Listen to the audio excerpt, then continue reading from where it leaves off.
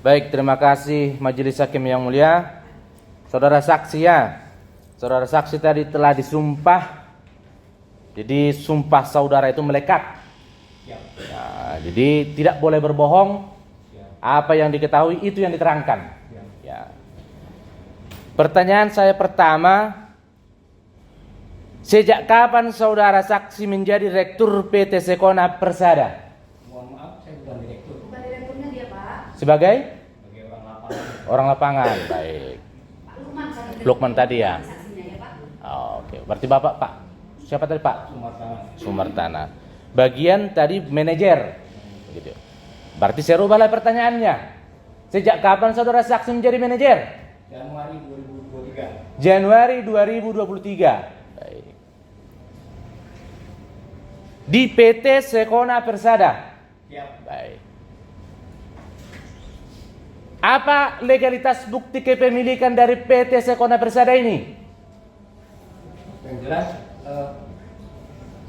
masalah izin-izinnya ada semua di aktif. Jelaskan. Pak. Baik. Siap. Saya pun orang Batak. Siap. Ini nanti Bapak dulu.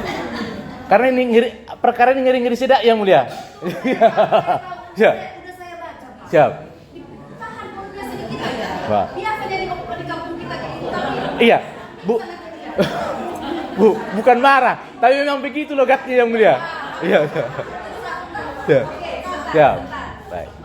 ini sudah ya. Baik yang mulia. Oke, tenang ya, nomornya, tunjuknya. Silakan, Pak. Silakan. Apa tadi legalitasnya? Dan pelepasan hutan. Apa? Pelepasan kawasan hutan tahun. Jadi legalitas PT Sekona Persada ini hanya apa tadi? Pelepasan kawasan hutan. Pelepasan kawasan hutan. Baik. Dan izin usaha perkebunan. Baik. Apakah masih berlaku? Secara keterangan dari direktur itu masih berlaku. Masih berlaku. Nanti kamu buktikan yang mulia. Silakan. Pernah membaca? Membaca apa ini, Pak? Yang izinnya tadi yang mulia.